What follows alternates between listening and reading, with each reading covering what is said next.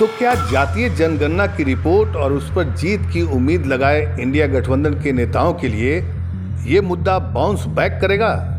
यानी जाति की राजनीति पर इंडिया गठबंधन को बड़ा झटका लग सकता है। ये बातें सियासी गलियारे में चर्चा का विषय बन गया है।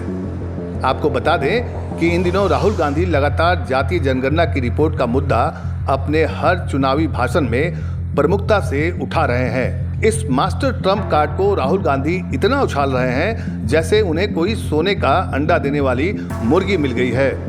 जबकि कांग्रेस सहित बीजेपी, जेडीयू और देश के बड़े पॉलिटिकल पार्टी का चुनाव संभालने वाले चुनावी रणनीतिकार प्रशांत ने ऐसी बातें कह दी है जिससे राजनीतिक भूचाल आ गया है। बीजेपी खेमे में इससे उत्साह का माहौल है, जबकि इंडिया गठबंधन के नेताओं ने कास्ट सेंसस को लेकर अपनी रणनीति बनाने में फिर से विचार करने में जुट गई है। प्रशांत किशोर ने क्या कहा है ये तो हम आपको बताएंगे ही, लेकिन इससे पहले हम आपको बता दें कि प्रशांत किशोर वही चुनावी रणनीतिकार हैं जिन्होंने 2014 में नरेंद्र मोदी के चुनावी रणनीतिकार थे। चाय पर चर्चा उनकी ऐसी रणनीति रही जो भारतीय राजनीति में भूचाल ला दिया। उसके बाद प्रशांत कुमार पश्चिम बंगाल के मुख्यमंत्री ममता बनर्जी के साथ भी रहे। बाद में वे बिहार जेडीयू के भी रणनीतिकार बने और जेडीयू में उन्हें बड़ी जिम्मेदारी मिली। बाद में वे कई राज्यों के क्षेत्रीय पार्टियों के रणनीति बनाने में भी प्रशांत किशोर की अव्वल भूमिका रही।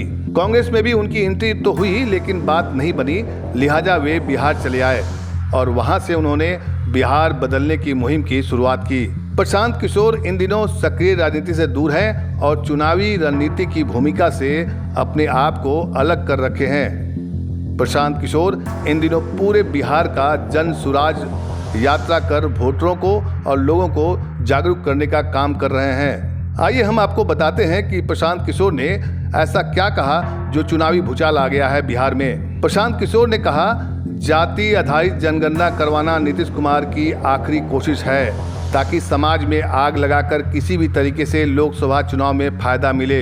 प्रशांत किशोर ने कहा कि मैं लिख कर दे रहा हूं कि अगर 2024 चुनाव में नीतीश कुमार की पार्टी को 5 सीट आ गई तो मैं सार्वजनिक रूप से सबके सामने माफी मांगूंगा अपनी गलती के लिए।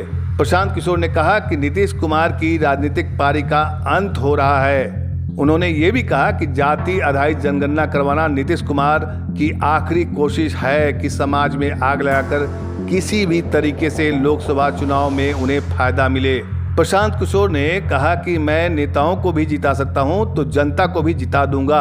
आपको बता दें कि कुछ दिन पहले प्रशांत किशोर ने एक बयान दिया था जिसमें उन्होंने कहा था कि अगर प्रशांत किशोर नेताओं और दलों को सलाह देकर जिता सकते हैं तो भरोसा रखिए कि बिहार की जनता को भी जिता सकता हूं। इस पूरे अभियान में ये कहा जा रहा है कि जनता के बीच से ऐसे लोगों को ढूंढ कर निकालेंगे और उनके साथ अपनी पूरी शक्ति, बुद्धि और संसाधन लगाएंगे और उनको जिताकर लाएंगे। जब कोई ईमानदार व्यक्ति जीत कर आएगा तभी स्थिति में सुधार होगा। प्रशांत किशोर ने कहा था कि अगले साल होने वाले लोकसभा चुनाव पूरी तरह से जनता पर निर्भर करेगा। अगर लोगों को लगेगा कि विकल्प की जरूरत है तो वे उसकी मदद करेंगे।